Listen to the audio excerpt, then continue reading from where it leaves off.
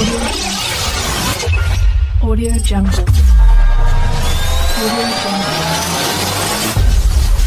Audio Jungle.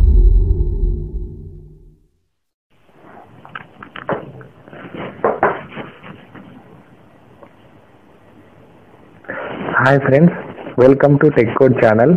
ఈరోజు మనం నేర్చుకోబోతున్నాం ఒక HTML5 and CSS3 web languages use చేసి మనం హెడ్డింగ్ అండ్ పారాగ్రాఫ్స్ ఎలా రాయబోతున్నాం. సో దానికోసం మీరు ఫస్ట్గా Notepad++ని ఓపెన్ చేసుకోవాలి. Click on Notepad++. ఓపెన్ చేసుకున్న తర్వాత దీంట్లో ఒక అడ్వాంటేజ్ ఉంది. ఏంటంటే మనం కోడింగ్ని జూమ్ చేసుకొని చేసుకోవచ్చు అనమాట. నోట్ప్యాడ్లో ఆ ఫీచర్ లేదు, Notepad++లో మాత్రం ఈ ఫీచర్ ఉంది.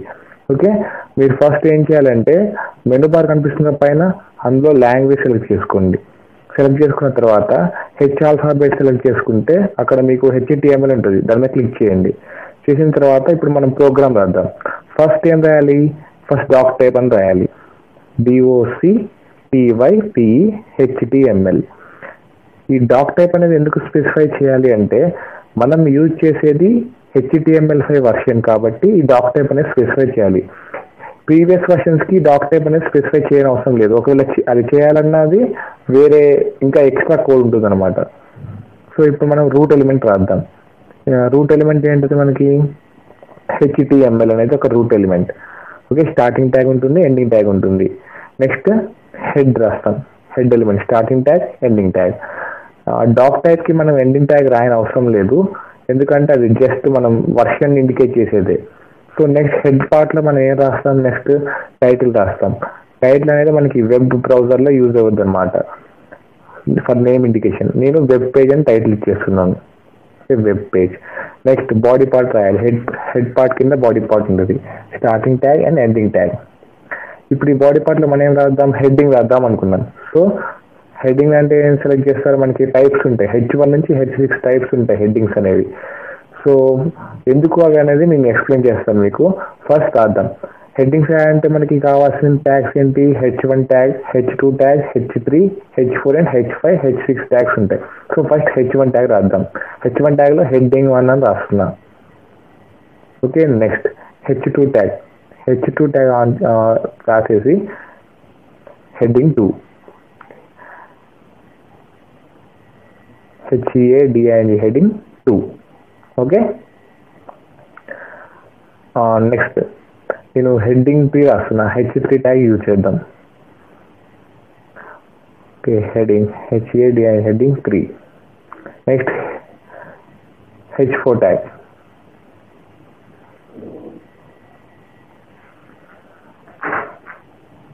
Heading 4. Next H5 tag. Heading 5. Next H6 tag.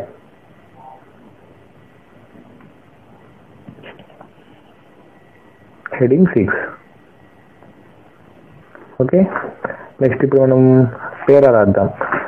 చూడండి, స్టార్టింగ్ ట్యాగ్ ఎండింగ్ ట్యాగ్ లేకపోతే మనకి అవుట్పుట్లో ఎర్రర్స్ అనేవి వస్తాయి. సో మస్ట్ అండ్ షుడ్గా స్టార్టింగ్ ట్యాగ్ ఉండాలి అండ్ ఎండింగ్ ట్యాగ్ ఉండాలి. ఓకే, ఇప్పుడు హెడ్డింగ్స్ కింద మనం ఏం రాద్దాం అంటే పారాగ్రాఫ్ రాద్దాం. సో పారాగ్రాఫ్ కోసం మనం ఏమి యూజ్ చేయాలి? P ట్యాగ్ని యూజ్ చేయాలి. పారాగ్రాఫ్ కోసం P ట్యాగ్ని యూజ్ చేయాలి. ఎందుకు? పారాగ్రాఫ్ అంటే ఇనిషియల్ స్టార్టింగ్ లెటర్ ఏంటిది? P. So that's why we are using the letter P. ఈ పారాగ్రాఫ్లో మన ఇష్టం, ఆర్టికల్ రాయొచ్చు, ఏదైనా రాయొచ్చు. సో ఇక్కడ నేను కొంత టెక్స్ట్ రాస్తున్నాను. Okay, this is some text or normal text written by me. ఇది ఒక పేరా అన్నట్టు అనమాట. ఓకే, ఇప్పుడు ఈ ట్యాగ్స్ మధ్యలో ఉన్నదాన్ని మీన్ స్టార్టింగ్ P ట్యాగ్ ఉంది, నెక్స్ట్ ఎండింగ్ P ట్యాగ్ ఉంది కదా, ఇంతవరకు ఒక పేరా. అలా కాకుండా ఇంకా దీన్ని కాపీ చేసి కింద పేస్ట్ చేస్తున్నాను అంటే అది సెకండ్ పేరా కింద వెళ్ళిపోతుంది అనమాట. సో దాన్ని కాపీ చేసి కింద పేస్ట్ చేశాను.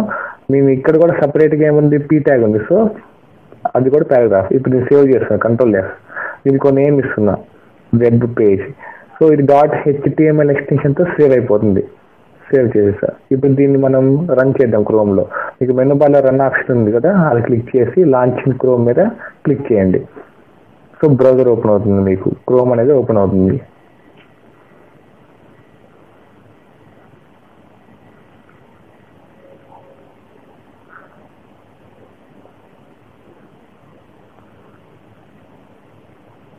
ఓకే, చూసారు కదా ఇక్కడ హెడ్డింగ్ 1 అండ్ హెడ్డింగ్ 2,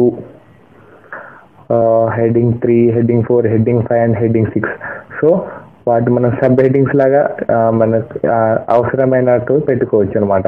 ఈ సబ్ హెడ్డింగ్ ఎక్కడ వాడాలి, మెయిన్ హెడ్డింగ్ ఎలా వాడాలి. నెక్స్ట్ పారాగ్రాఫ్కి వద్దాం. పారాగ్రాఫ్ చూసారు, దిస్ ఇస్ నార్మల్ టెక్స్ట్ రాసాం కదా, అదొక పారాగ్రాఫ్. నెక్స్ట్ కిందది ఇంకో పారాగ్రాఫ్. సపోజ్ ఇప్పుడు నేను ఇంకో కొంచెం మ్యాటర్ అది కాపీ చేసి పేస్ట్ చేసి ఫస్ట్ పారాగ్రాఫ్లో రాస్తున్నాను అనుకోండి, అది ఆ ఫస్ట్ పారాగ్రాఫ్కే మీ ఏమవుతుంది, దానికి చెందుతుంది అనమాట. ఆ ఫస్ట్ పారాగ్రాఫ్ కిందకే వస్తుంది. సో ఈ స్టార్టింగ్ ట్యాగ్ ఎండింగ్ ట్యాగ్లో ఏదైతే మనం రాస్తామో అది దాని కింద పేరెంట్ కిందకే వస్తుంది అనమాట. సో దానికి చైల్డ్ అంటాం. సో అది పేరెంట్ కిందకే వస్తుంది. So P tag first P ట్యాగ్లోనే ఉంటుంది అది. ఓకే,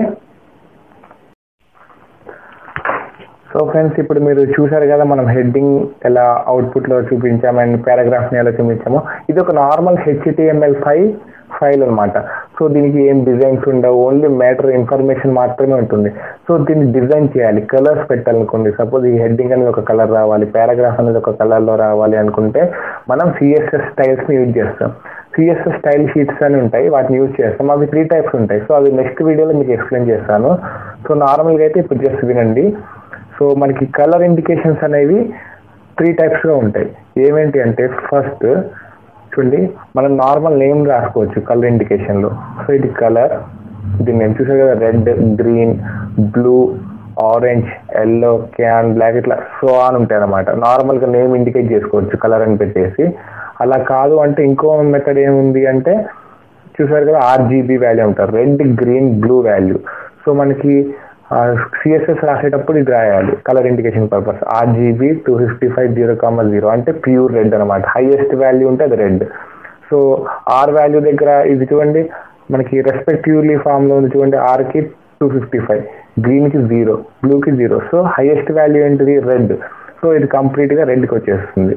సో అదే విధంగా ఇప్పుడు సెకండ్ వచ్చేస్తే రెడ్ అండ్ గ్రీన్ అనే హై వాల్యూస్ లో ఉన్నాయి. సో మనకి ఒక టైప్ ఆఫ్ కలర్ వచ్చింది.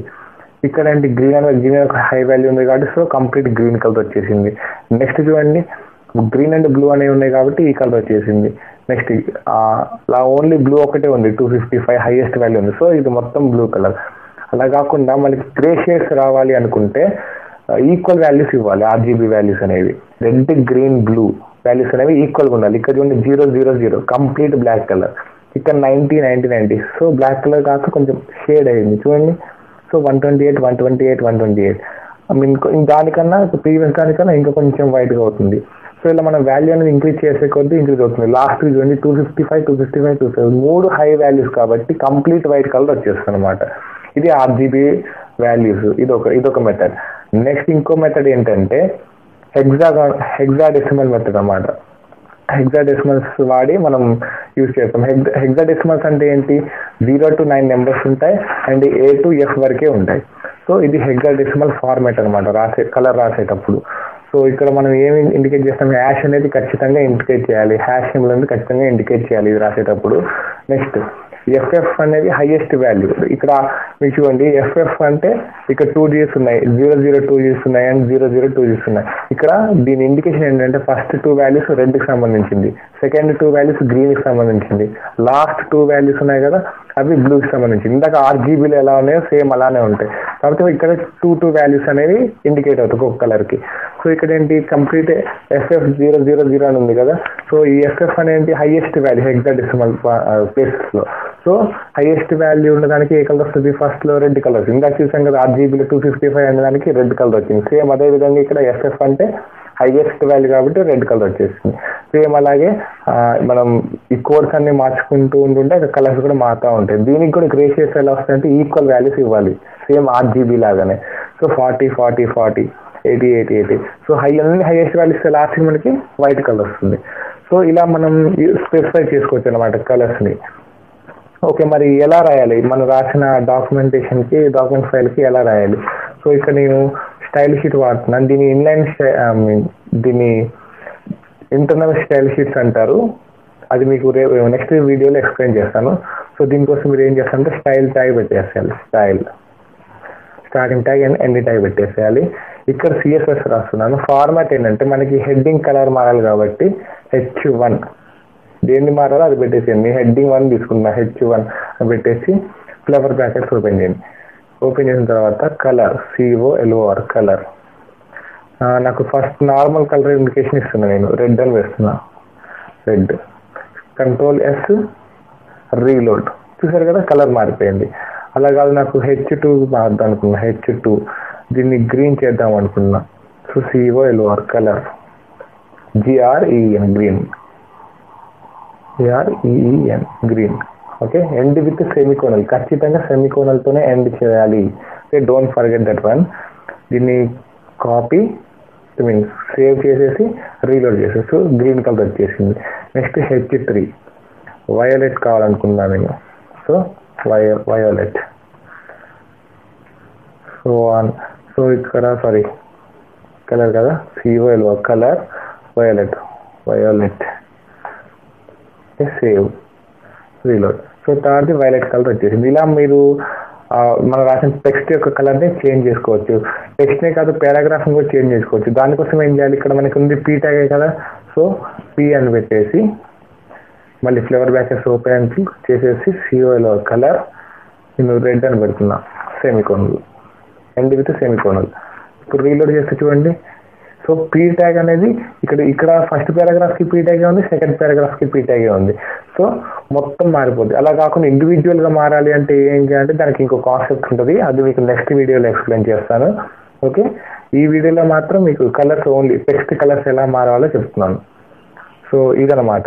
అలా కాదు మరి RGBలో ఇండికేట్ చేద్దాం అనుకుంటున్నాం. సో నాకు రెడ్ వాల్యూ కావాలి కానీ RGB కావాలి. ఏం చేయాలి, కలర్ RGB బ్రాకెట్స్ ఓపెన్ చేసి నార్మల్ బ్రాకెట్స్ ఓపెన్ చేసేసి 255. మనకి రెడ్ కావాలంటే హైయెస్ట్ వాల్యూ 255 కామా 0,0. ఓకే, ఇప్పుడు చూడండి Ctrl+S రీలోడ్. సరే కదా, కలర్ ఏం చేంజ్ కాలేదు, యాస్టీజ్ రెడ్ వచ్చింది. అలా కాకుండా మీకు డిఫరెన్స్ ఫైండ్ చేయాలి అనుకోండి, ఈ 255+లో ఇక్కడ నేను 0 పెట్టేసి మిడిల్లో 255 పెడుతున్నా. అంటే గ్రీన్ వాల్యూ ఇస్తున్నా, ఓన్లీ గ్రీన్ వాల్యూ, గ్రీన్కి హైయెస్ట్ ప్రయారిటీ ఇస్తున్నా. అప్పుడు ఎలా మారుతుంది, సో కంప్లీట్ గ్రీన్ కలర్లోకి మారిపోయింది. ఈ విధంగా మనం హెడ్డింగ్స్ అనేవి మార్చుకోవచ్చు. ఇది RGB ఇండికేషన్ అనమాట.